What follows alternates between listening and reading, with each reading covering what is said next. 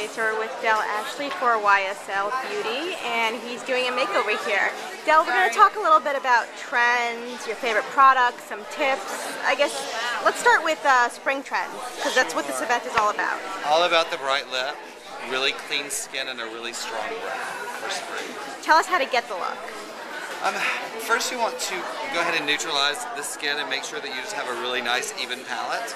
And then you'll come with a little bit of a sheer soft blush. The cream blushes that we have now, I don't know if you've seen them before, are really, really great because they're a little bit more transparent. So you can use a pop of color, but it's not so opaque and it's not going to really, really show up on the cheek. It's going to be just a little more transparent.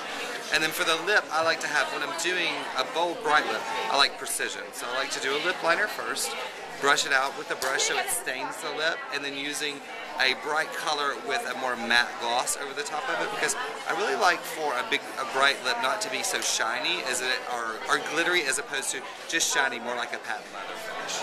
Now, how do you determine what kind of bold lip? Are you going to go with a red, an orange, a coral? How do you determine what fits who? Well, it has to fit your lifestyle. Like, you know, not everyone can feel comfortable in a red lip. I personally love red lips, but not everyone's going to feel comfortable. So it really kind of fits their lifestyle. What are they wearing? What are they doing? What's your everyday like? I think that colors have so many shades. There's a red for everyone, there's a pink for everyone, there's a coral for everyone. It's finding that color. So it's not as if I put a fair skin tone in a bright pink, or if I put a warmer skin tone in a bright coral. All those things do work. I think that you have to find that individual shade for the person that works for them. Awesome. Now tell us please what you're doing here, how you're getting the look. I have just came here with, I'm using my favorite new pencil. It's a purple pencil that has a little bit of a glow to it, and as you can tell, I did a smokier liner, and then I came on the outside of the liner with this lilac, which actually has so much blue in it. It works like an ultraviolet light, so it makes the white of the eyes look very, very white.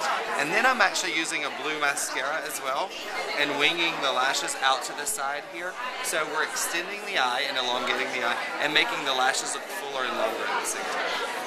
We haven't done complexion yet, but I'm doing a little bit more of a bold eye on her. She really likes makeup and she likes to wear color, so I'm doing a little bit bolder of an eye, and I'm going to come back and clean up under the eyes and then come and make a really clean complexion after I'm finished. But if you're doing a really smoky eye and then you have your concealer and everything here before you put on the strong eye, a lot of times you'll get a lot of fallout. So I like to just smoke your eye. I like to do the eyes first, clean up, and then do the complexion. What's your take on mixing bold eyes with bold lips? There are no rules with makeup. You can do bold eyes and bold lips. You can do smoky eyes and nude lips. You can do nude eyes and bold lips. It just depends on what you feel more comfortable with. I don't think there is this rule, and I think anyone who tries to put rules on makeup is really, like, I don't see how you could do that. So, can you wear a bold eye and a bold lip together? Absolutely. Can you wear smoky eyes and a nude lip together? Absolutely. It's all in figuring out what you feel more comfortable with. Okay, and last but not least, tell us please your favorite products, your must-have products from YSL. Touche Éclat, of course. It's our #1 selling product. It's been around since 1987. Actually, if you'll give me 2 seconds, I'll do a demo with it, and you can see what it does. Okay. Like I said, I'm going to come back now and use a little bit of an eye makeup remover to clean up. This is also a good point. When I'm coming back and I'm going to add concealer or I'm going to add eyeshadow, I'm doing a quick change, I use something like this, which is a 3-in-1 cleansing water that has no oil in it. You notice sometimes if you use an eye makeup remover that is an oil base, that if you go to put eyeshadow or something over the top, it's a little bit creasy and it runs just a little bit. So I use something like this that's just a water base that's going to be able to take it off, and I'm going to be able to apply right over the top without that oily film. So I'm cleaning up here. And then I'm going to take my Touche Éclat.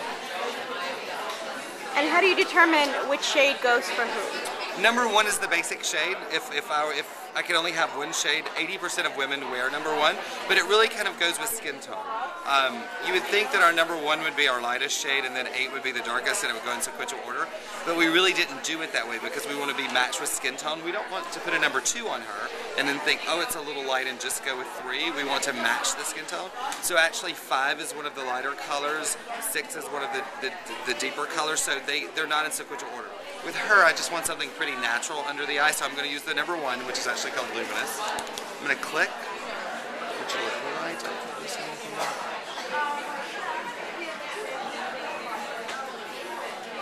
And at this point, you can take a sponge, you can take your fingertip. I actually like to take a blush brush that has nothing on it.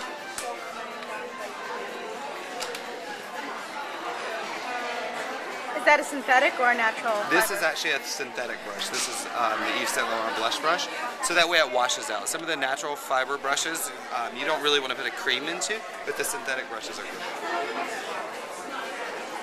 And if you see the difference here, how that's eliminating the shadow, here, can you see the difference here as opposed to here? So much brighter we are into this eye. It also works great if you're going to do something to eliminate a shadow here. It works great here in the 11s, to the center of the nose, and to the chin here. Once again, it's great to blend out with the fingertip, or you can use the blush brush as well.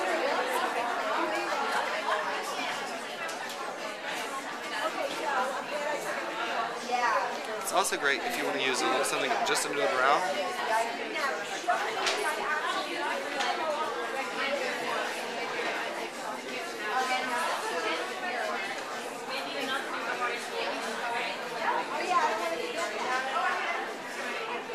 Very nice. Other than the Touche Éclat, what else would you recommend? Our mascara, the Faux Cils mascara. It's a product that you've used before, correct? It's great. It's going to give you length and give you volume.